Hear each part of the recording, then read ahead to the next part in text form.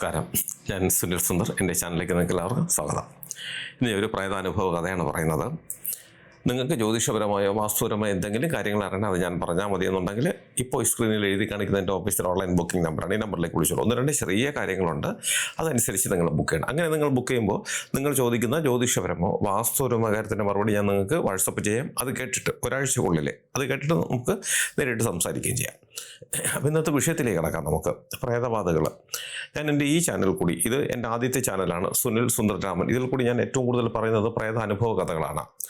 അത് പറയാനായിട്ട് ഉള്ള കാരണം എന്ന് വെച്ചാൽ, ഞാൻ ഈ പ്രേതബാധ, മനുഷ്യ ശരീരങ്ങളിൽ ബാധകൾ, പ്രേതങ്ങൾ കയറല്ല, അതിനെ ഒഴിപ്പിക്കാൻ പോകുന്ന വ്യക്തിയാണ്.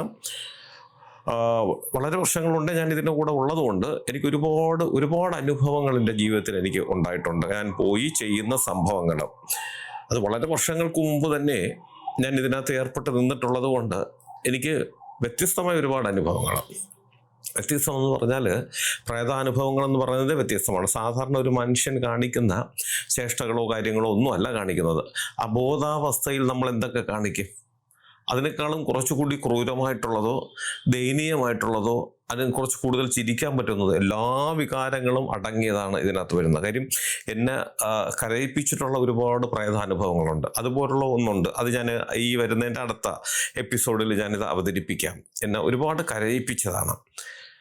അതുപോലുള്ള ഒരു 60 വർഷത്തോളം ഒരു പ്രേതം സ്വന്തം മകനെ കാണാൻ വേണ്ടി കാത്തിരുന്ന സംഭവങ്ങളൊക്കെ ഞാൻ എൻ്റെ ഈ ചാനൽ കൂടി അവതരിപ്പിച്ചിട്ടുണ്ട്. അപ്പം ഇതൊക്കെ നമുക്ക് വിശ്വസിച്ചേ പറ്റുള്ളൂ. മനുഷ്യ ശരീരങ്ങളിൽ ബാധകൾ കയറും, പ്രേതങ്ങൾ കയറുമെന്ന് പറഞ്ഞാൽ അത് നമ്മൾ വിശ്വസിച്ചേ പറ്റുള്ളൂ. കാരണം അങ്ങനെയുള്ള കാര്യങ്ങൾ സ്വന്തം ജീവനെപ്പോലും ഒരു കാരണവുമില്ലാതെ നശിപ്പിച്ച് കളയും ഈ പ്രേതം നമ്മുടെ ഉള്ളിലേക്ക് വന്നു കഴിഞ്ഞാൽ. ഏറ്റവും പ്രിയപ്പെട്ടവരെ, അത്രയും നാൾ നമ്മളെ പൊന്നുപോലെ സംരക്ഷിച്ചവരെയൊക്കെ നമ്മൾ തള്ളിക്കളയും. അവർ ശാരീരികമായിട്ട് ഉപദ്രവിക്കും. നമ്മുടെ ശരീരത്തിലെ ഓരോ അവയവങ്ങളും നമ്മൾ ബ്ലേഡോ എന്തെങ്കിലും മൂർച്ചയുള്ള ആയുധങ്ങൾ കൊണ്ട് കീറി വേദനിപ്പിക്കും സ്വയം. പക്ഷെ നമുക്കത് വേദനിക്കില്ല എന്നുള്ളതാണ്. നമ്മൾ അന്ന് വരെ കാണാത്ത ഭാഷകൾ സംസാരിക്കും, അന്ന് വരെ ചെയ്യാത്ത തൊഴിലുകൾ നമ്മൾ ചെയ്യും. അങ്ങനെ പല വ്യത്യസ്തമായ അനുഭവങ്ങളാണ് ഈ പ്രേതം ഒരു മനുഷ്യൻ്റെ ശരീരത്തിലേക്ക് കടന്നാൽ കാണിക്കുന്നത്. അതിൻ്റെ കാരണമെന്ന് പറഞ്ഞാൽ, ഈ പ്രേതം എന്ന് പറയുന്നത് ജീവിച്ചിരുന്ന ഒരു വ്യക്തിയുടെ ആത്മാവാണ്. ഒരു മനുഷ്യൻ എന്ന് പറഞ്ഞാൽ അത് ആത്മാവും ശരീരവും കൂടി കലർന്നതാണ്. മരണപ്പെട്ട് കഴിയുമ്പോൾ ശരീരം പിന്നെ നമ്മൾ നശിപ്പിക്കുന്നു, അല്ലെങ്കിൽ അത് തീർത്തും നഷ്ടപ്പെട്ടു പോകുമെന്നുള്ളതാണ്. അങ്ങനെ ഒരു ആത്മാവ് ഒരിക്കലും നശിക്കുന്നില്ല. അത് നമുക്ക് ചുറ്റിനും അന്തരീക്ഷത്തിൽ അലഞ്ഞു തിരിയുന്നു. പക്ഷേ അവരെ മരണപ്പെട്ടു, ഇപ്പോൾ എൻ്റെ ഏറ്റവും പ്രിയപ്പെട്ട ഒരാൾ മരണപ്പെട്ടു പോയാൽ ആ ആത്മാവിനെ, പിന്നീട് ആത്മാവാണല്ലോ, അദ്ദേഹത്തിന് നമുക്ക് പിന്നെ പേര് പറഞ്ഞ് വിളിക്കാൻ പറ്റില്ല. പേര് ശരീരത്തിനാണ്, അത് നഷ്ടപ്പെട്ടു. പിന്നെ ഇത് ആത്മാവാണ്. ഈ ആത്മാവിന് മോക്ഷപ്രാപ്തി കിട്ടിക്കഴിഞ്ഞാൽ അവർ പിന്നെ നമ്മുടെ അന്തരീക്ഷത്തു നിന്നും വിട്ട് അവരുടേതായ ഒരു ലോകത്തിലേക്ക് പോകും. അപ്പോൾ ചില ആൾക്കാർ ചോദിക്കും, എന്തിനാ പറഞ്ഞു വിടുന്നത്, നമ്മുടെ അച്ഛനല്ലേ, അമ്മയല്ലേ, അല്ലെങ്കിൽ നമ്മുടെ ഏറ്റവും പെട്ട ആളല്ലേ, നമ്മളോടൊപ്പം നിൽക്കട്ടെ എന്ന് ചിന്തിക്കും. പക്ഷെ അവർക്ക് അങ്ങനെ നിൽക്കുന്നത്, അതായത് മനുഷ്യ ശരീരത്തിലേക്ക് വന്നു കഴിഞ്ഞാൽ അത് നമ്മളോടൊപ്പം നിൽക്കുന്നത് ഇഷ്ടമാണ്. പക്ഷെ മനുഷ്യ ശരീരം നഷ്ടപ്പെട്ട് കഴിഞ്ഞാൽ അവർക്ക് അവരുടേതായിട്ടുള്ളൊരു ലോകമുണ്ട്. ആ ലോകത്തേക്ക് അവർക്ക് പോയേ പറ്റും. അവിടെയാണ് അവർക്ക് പിന്നെ ജീവിക്കേണ്ടത്. അങ്ങനെ ജീവിക്കണമെന്നുണ്ടെങ്കിൽ നമ്മൾക്ക്, അത് ഭൂമിയിൽ ഈ ആത്മാവിന് ജീവിച്ചിരുന്നപ്പോൾ ആരൊക്കെയാണോ ബന്ധുക്കൾ, അവർ ചെയ്തു കൊടുക്കേണ്ടുന്ന തർപ്പണങ്ങൾ അത് ചെയ്തു കൊടുത്തില്ല എന്നുണ്ടെങ്കിൽ അവർ നമുക്ക് ചുറ്റിനും അലഞ്ഞു തിരിയും. അത് സന്തോഷത്തോടു കൂടിയല്ല, വിഷമത്തോടു കൂടിയും പകയോടുകൂടിയും. ആ പകയാണ് ഒരു മനുഷ്യ ശരീരത്തിലേക്ക് വന്നിട്ട് ഇതെല്ലാം കൂടി കാണിക്കുന്നത്. അതിന് ഒരു വ്യത്യസ്തമായ ഒരു അനുഭവ കഥ ഞാൻ പറയാം. പക്ഷേ ഇത് 2 എപ്പിസോഡായിട്ട് എനിക്ക് അവതരിപ്പിക്കാൻ പറ്റുള്ളൂ. കാര്യം എന്ന് വെച്ചാൽ ഇത് കുറച്ച് നീണ്ടുപോയി. കുറച്ച് അത്ഭുതപ്പെടാനും അവസാനം കുറച്ച് ചിരിക്കാനും കൂടി ആലോചിച്ച ചിരി വരുന്ന ഒരു സംഭവമാണത്. അതായത് ഒരു ഉൾപ്രദേശമാണ് കേട്ടോ. അത് നമ്മുടെ തിരുവനന്തപുരത്തിൻ്റെ ഒരു ഭാഗമാണ്, ഒരു അറ്റമാണ്. അവിടെ കുറച്ച് പനകളൊക്കെ, ഒരുപാട് പനകളും കാര്യങ്ങളൊക്കെ ഉള്ളൊരു സ്ഥലമാണ്. അവിടെ കുറേ ചെറുപ്പക്കാർ, അവരെന്തൊക്കെയോ ജോലിക്കൊക്കെ പോകുന്നവരാണ്. അപ്പോൾ ജോലിക്കൊക്കെ പോയിട്ട് ഇവർ രാത്രി ഒരു 8 മണിയോടുകൂടി ഇവരൊരു 7 ആൾക്കാരുണ്ട്, ചെറുപ്പക്കാർ. കല്യാണം കഴിഞ്ഞിട്ടില്ലാത്തവരാണ് മിക്ക ആൾക്കാർ. ഇവരെല്ലാം കൂടെ ഒന്നിച്ചിട്ട് ഏതെങ്കിലും ഒരു പനയുടെ മൂട്ടി പോയിരുന്നിട്ട് ഇവർ മദ്യപിക്കുന്ന ശീലമുണ്ട്. അവിടെ ഈ നാടൻ വാറ്റും കാര്യങ്ങളൊക്കെ കിട്ടും. അതുപോലെ ഈ പന കള്ളോ അങ്ങനെ എന്തൊക്കെയുണ്ട്.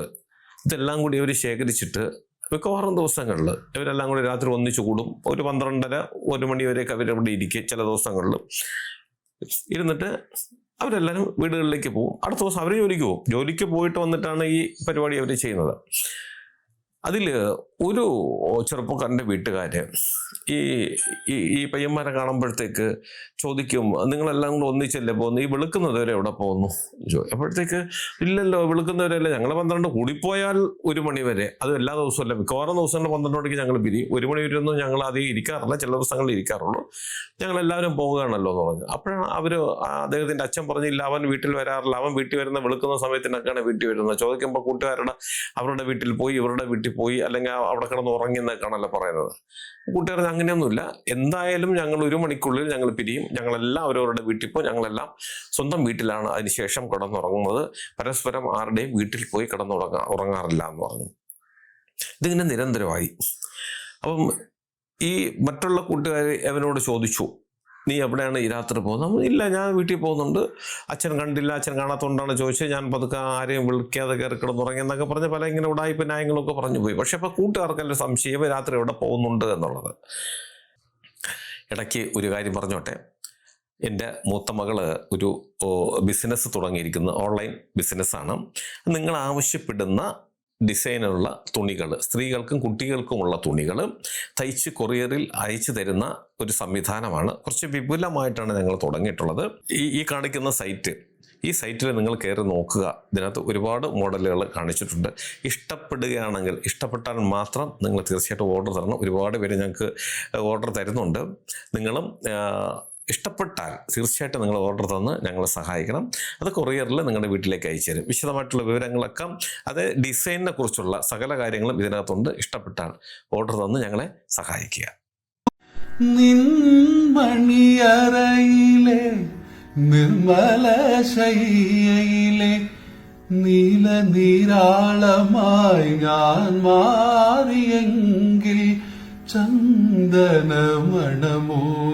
നിന്ദേഹ മലർവല്ലി എന്നുമെൻവിരി മാറിൽ പടരുമല്ലോ. നിൻമണിയറയിലെ നിർമ്മല ശയ്യയിലെ നീല നീരാളമായി ഞാൻ മാറിയെങ്കിൽ ചന്ദനമണമൂറും നിന്ദേഹ മലർവല്ലി എന്നുമെൻവിരി മാറിൽ പടരുമല്ലോ. പുണ്യവതി നിന്റെ പൂങ്കാവനത്തിലൊരു പുഷ്പശലഭമായി ഞാൻ പറന്നുവെങ്കിൽ.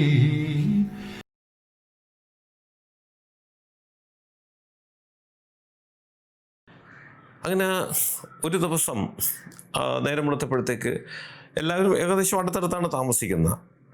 ഇവൻ്റെ ഈ താമസിച്ച് ചെല്ലുന്നവൻ്റെ അച്ഛനും അനിയനും ഒക്കെ ആയിട്ട്, അയാളുടെ അനിയനും ഒക്കെ ആയിട്ട് ഈ കൂട്ടുകാരുടെ വീട്ടിൽ ചെല്ലുകയാണ്. ചെന്നിട്ട് പറഞ്ഞ് അവൻ ഇതുവരെ വന്നില്ല. നോക്കും, മണിയേഴായി. അന്നൊരു ഞായറാഴ്ച ദിവസം, എന്താണ്, ആർക്കും ജോലിക്കൊന്നും പോകണ്ട.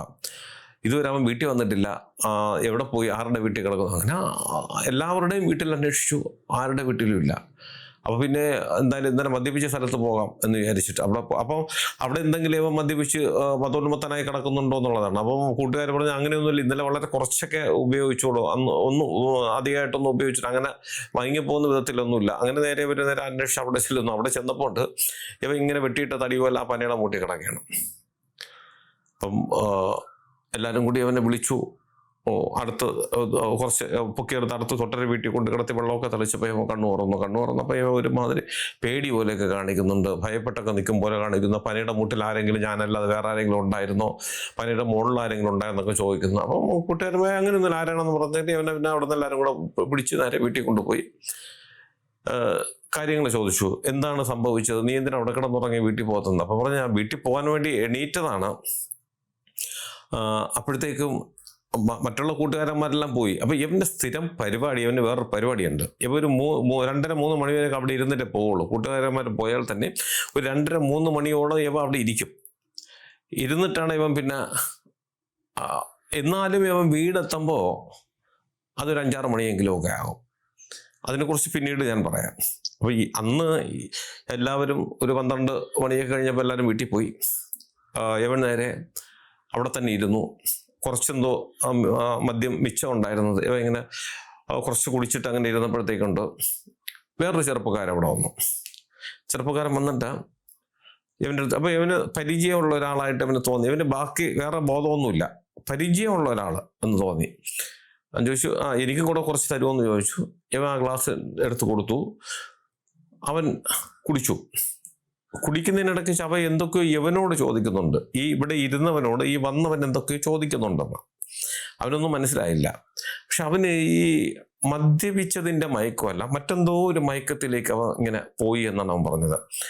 അപ്പോൾ ഈ ഗ്ലാസ് തറയിൽ വെച്ചതിന് ശേഷം ഈ ചെറുപ്പക്കാരൻ ഈ പനയുടെ മുകളിൽ കയറിപ്പോയി. കയറിയെന്ന് വെച്ചാൽ സാധാരണ പന കയറും പോലെ അല്ല, 2 കാല് മാത്രം പനയിൽ തൊട്ടിട്ടുണ്ട്. കൈ രണ്ടും നമ്മൾ നടന്നു കയറും പോലെ അവനിങ്ങനെ ചരിഞ്ഞ് നിന്ന് പനയിലേക്ക് കയറിപ്പോയപ്പോഴത്തേക്ക് ഇവൻ പെട്ടെന്ന് ഇവൻ്റെ മനസ്സിലേക്ക് ഈ രൂപം ഓടി വന്നു. അയ്യോ, ഇവൻ എത്രയോ നാളുകൾക്ക് മുമ്പ് മരിച്ചുപോയ ഒരുത്തനാണ്. ഈ പനയിൽ കയറുന്ന ഒരു തൊഴിലാളിയായിരുന്നു അവൻ.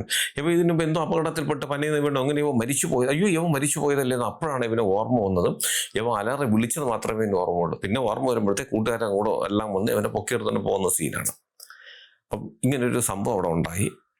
2-3 ദിവസം അങ്ങോട്ട് കഴിഞ്ഞപ്പോൾ പിന്നെ ഇവൻ്റെ സ്വഭാവത്തിൻ്റെ മാറ്റം. ഇവന് പനയിൽ കയറണം, എപ്പോഴും മദ്യപിക്കണം, അച്ഛനെ അടിക്കണം, അമ്മയെ അടിക്കണം, മറ്റു ബന്ധുക്കളെ അടിക്കണം, ഒരു അക്രമവാസന. അവൻ അന്നുവരെ ചെയ്യാത്ത തൊഴിൽ പനയിൽ കയറാൻ പോകുന്നു. അപ്പം വീട്ടുകാരൊക്കെ പോയി ഇവന് പനയിൽ ഇന്നുവരെ അവൻ തെങ്ങിൽ പോലും കയറിയിട്ടില്ല, പിന്നെ എങ്ങനെ കയറും? അവർ പെട്ടെന്ന് പിടിച്ച് തള്ളിയിടുന്നു. അങ്ങനെ കുറച്ച് ബഹളവും കാര്യങ്ങളൊക്കെ കൂട്ടുകാരെല്ലാം കൊണ്ട് വന്നു. അപ്പോൾ എല്ലാവരും പറഞ്ഞു അന്ന് അവനെ കണ്ട്, അവൻ്റെ പ്രേതം കണ്ട്. അപ്പോൾ അത് സംഭവം എന്ന് വെച്ചാൽ ഇങ്ങനെ ഒരുത്തൻ അവിടെ മരിച്ചിട്ടുണ്ട്. അത് ഈ ഭാഗത്താണോ എന്ന് അറിയില്ല. ആ ഭാഗത്തുള്ള ഏതോ ഒരു പനയിൽ നിന്ന് വീണ് മരിക്കുകയോ അല്ലെങ്കിൽ അങ്ങനെ പനയിൽ കയറുന്ന ഒരുത്തനായിരുന്നു മരിച്ചു പോയിട്ടുണ്ട്. അപ്പം എന്താണെന്ന് ഇവർക്ക് മനസ്സിലായി. അപ്പം ഇവനിലേക്ക് ഈ ഒരു ആത്മാവ് പ്രവേശിച്ചു കഴിഞ്ഞു എന്നുള്ളതാണ്. പ്രവേശിച്ചിട്ട് ഈ പറഞ്ഞ കണക്ക് അവൻ പിന്നെ ജോലിക്ക് പോകുന്നില്ല, അവൻ്റെ ബന്ധുക്കളെ എല്ലാവരും ഉപദ്രവിക്കുന്നു, അവന് എങ്ങോട്ട് പോകണമെന്ന് പറഞ്ഞ് എന്തൊക്കെയോ പ്രശ്നങ്ങളായി. എല്ലാവർക്കും ഭയങ്കര ഭയപ്പാടും കാര്യങ്ങളുമായിട്ടാണ് അങ്ങനെ ഈ കേസ് പരിഹരിക്കാനായിട്ട് ഞാൻ അവിടെ എത്തുന്നത്. ഞാൻ അവിടെ എത്തിയതിന് ശേഷം ഇതിനെ പൂർണ്ണമായും ആവാഹിച്ചു. അപ്പം പൂജയൊക്കെ ചെയ്തു, വിളിച്ചു വരുത്തിയിരുത്തി കാര്യങ്ങളൊക്കെ ചോദിച്ചു. അപ്പം ഇങ്ങനെ മരിച്ചു പോയതാണ്, അവൻ സമ്മതിക്കുന്നുണ്ട് മരിച്ചു പോയതാണ്. അവൻ ഇപ്പോഴും മദ്യം വേണമെന്ന് പറഞ്ഞ് 7 ദിവസത്തെ മദ്യം തന്നാൽ ഞാൻ പൊയ്ക്കൊള്ളാം എന്നൊക്കെയാണ് പറഞ്ഞത്. ഞാൻ പറഞ്ഞു, 1 ദിവസം പോലും മദ്യം തന്നിട്ട് നിന്നെ പറഞ്ഞു വിടേണ്ട കാര്യമില്ല, അല്ലാതെ തന്നെ നമുക്ക് നീ പാറിപ്പോയേ പറ്റുള്ളൂ എന്നൊക്കെ പറഞ്ഞ് അവസാനം ചെയ്യേണ്ടുന്ന വിധത്തിൽ കാര്യങ്ങളൊക്കെ ചെയ്തൊരു പാവമായിരുന്നു. ചെയ്ത് കഴിഞ്ഞു. നമ്മളൊരു വിധം കാര്യങ്ങൾ കടുപ്പിച്ചപ്പോഴത്തേക്ക് സ്വയം ഒഴിഞ്ഞു പൊയ്ക്കൊള്ളാം എന്ന് പറഞ്ഞ് സത്യം ചെയ്ത് അത് അതിൻ്റെ വഴിക്ക് പോയി. വേറെ പ്രശ്നങ്ങളൊന്നുമില്ല. അത് തിരിച്ചു വരില്ല എന്നുള്ളൊരു വിശ്വാസത്തോടു കൂടി ഈ കേസ് അവിടെ അവസാനിപ്പിച്ചിട്ട് ഞങ്ങളെല്ലാവരും പോയി. ഒരു 2 മാസം കഴിഞ്ഞപ്പോഴത്തേക്ക് വീണ്ടും ഈ ആൾക്കാർ എൻ്റെ അടുത്ത് വരികയാണ്. വന്നത് വേറൊന്നുമല്ല, യവന് വീണ്ടും പ്രശ്നം. വീണ്ടും പ്രശ്നമെന്ന് വെച്ചാൽ ഇതൊന്നുമല്ല, ഈ കാണിച്ച ലക്ഷണങ്ങളൊന്നുമല്ല.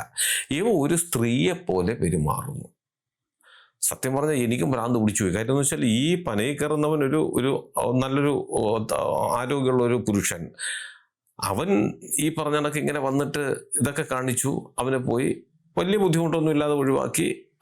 ഒഴിവാകില്ല എന്ന് പറഞ്ഞെങ്കിലും അവൻ്റെ നമ്മളാ വേണ്ടുന്ന വിധത്തിൽ ഞങ്ങളെല്ലാവരും കൂടെ ചെയ്തപ്പോഴത്തേക്ക് തീർത്ത് ഒഴിഞ്ഞു പോകാമെന്ന് പറഞ്ഞ് സത്യം ചെയ്ത് ഒഴിഞ്ഞു പോവുകയും ചെയ്തു. അവൻ തിരിച്ചു വരില്ല എന്നുള്ളത് എനിക്ക് ഉറപ്പാണ്. പിന്നെ ഇതാര് ഒരുത്തനിൽ 2 പ്രേതം, അതിൽ ഒന്ന് പോയപ്പം അടുത്തത് തല പൊക്കുന്ന ഒരു അവസ്ഥയിലേക്ക് വന്നു. അതാണ് ഏറ്റവും രസകരമായിട്ടുള്ളൊരു സംഭവം. എന്തായാലും ഈ പനയിൽ മൂട്ടിൽ കിടന്ന് മരിച്ചുപോയ ഈ പ്രേതത്തിന് അതിന് കാര്യമായിട്ട് തന്നെ ഒരു കുഴപ്പമില്ലാതെ അതിനെ ഒഴിവാക്കി അത് പോവുകയും ചെയ്തു. പക്ഷേ അടുത്തതിനെ ഒഴിപ്പിക്കാൻ നേരത്താണ് ഞങ്ങളുടെയൊക്കെ ഊപ്പാട് വന്നു പോയത്.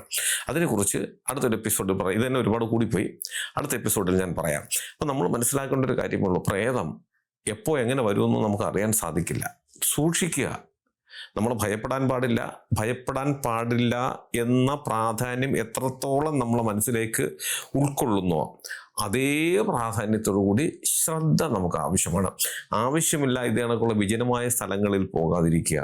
ഈ പറഞ്ഞ കണക്കുള്ള ഇങ്ങനെയുള്ള ചെന്ന് ഇരിപ്പൊക്കെ ഉണ്ടോ ചില ശ്മശാനങ്ങളിൽ, ഇത് കണക്ക് വിജനമായ സ്ഥലങ്ങളിലൊക്കെ ചെന്ന് ഈ ചെറുപ്പക്കാരെല്ലാം അങ്ങനെ കൂട്ടുകൂടിയിരിക്കുന്നൊന്നും അത്ര നല്ലതല്ല.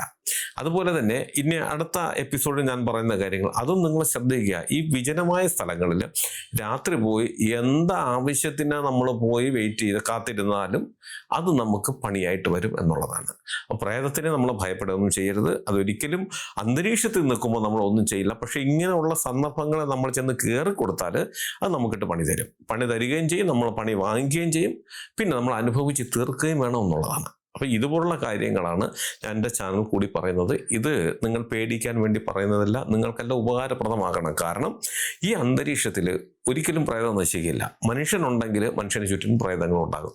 മനുഷ്യൻ്റെ ആത്മാക്കളാണ് പ്രേതങ്ങളായി അലഞ്ഞു തിരിയുന്നത്. അപ്പോൾ മനുഷ്യനും നശിച്ചാൽ പ്രേതങ്ങളും പിന്നീട് ഉണ്ടാകില്ല എന്നുള്ളതായിരിക്കാം അതിൻ്റെ ഒരു സത്യം.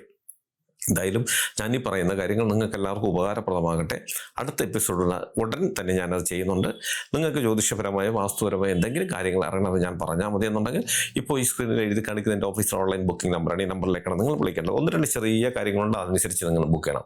അങ്ങനെ നിങ്ങൾ ബുക്ക് ചെയ്ത് നിങ്ങൾ ചോദിക്കുന്ന ജ്യോതിഷപരമോ വാസ്തുപരമോ കാര്യത്തിൻ്റെ മറുപടി ഞാൻ നിങ്ങൾക്ക് തരാം. അത് കേട്ടിട്ട് നിങ്ങൾക്ക് എന്നെ തിരിച്ച് വിളിക്കുകയും ചെയ്യാം. അതുപോലെ നിങ്ങളുടെ വീടിനോ നിങ്ങളുടെ ഭൂമിക്കോ വാസ്തുദോഷമോ ഭൂമിദോഷമോ പ്രേതബാധ ദോഷങ്ങളോ സർപ്പദോഷങ്ങൾ അതുപോലെ ശത്രുദോഷങ്ങൾ എന്തെങ്കിലും ഉണ്ട്, അത് ഞാൻ നേരിട്ട് അവിടെ വന്ന് കണ്ട് പരിശോധിച്ച് പരിഹരിക്കണമെന്നുണ്ടെങ്കിലും നിങ്ങൾ ഈ നമ്പറിലാണ് വിളിക്കേണ്ടത്. അതിന് ഏത് ജില്ലയിലാണെങ്കിലും മറ്റൊരു സ്റ്റേറ്റിലാണെങ്കിൽ ഞാനല്ലെങ്കിൽ എൻ്റെ മകൻ നേരിട്ട് വന്ന് കണ്ട് അതിനെ പൂർണ്ണമായി ഞങ്ങളത് വന്ന് പരിഹരിച്ച് തരികയും ചെയ്യാം. അതുപോലെ എന്നെ നേരിട്ട് കാണാൻ ഒരുപാട് പേര് വരുന്നുണ്ട്. നിങ്ങൾക്ക് ഓൺലൈൻ വഴിയല്ലാതെ നേരിട്ട് വന്ന് നമുക്ക് തമ്മിൽ സംസാരിച്ച് പ്രശ്നങ്ങൾ പരിഹരിക്കുകയും ചെയ്യാം. അതിന് നിങ്ങൾ വരേണ്ടത് തിരുവനന്തപുരത്താണ്. അവിടെ വരുന്നവർ ഈ നമ്പറിൽ വിളിച്ച് ബുക്ക് ചെയ്തതിന് ശേഷം മാത്രം വരാൻ ശ്രമിക്കുക. ഇതെൻ്റെ ഓഫീസിലെ ഓൺലൈൻ ബുക്കിംഗ് നമ്പറാണ്. ഇത് രാവിലെ 10 മുതൽ വൈകുന്നേരം 5:30 മണി വരെ നിങ്ങൾക്ക് നമ്പർ വിളിച്ച് ബുക്ക് ചെയ്യാം.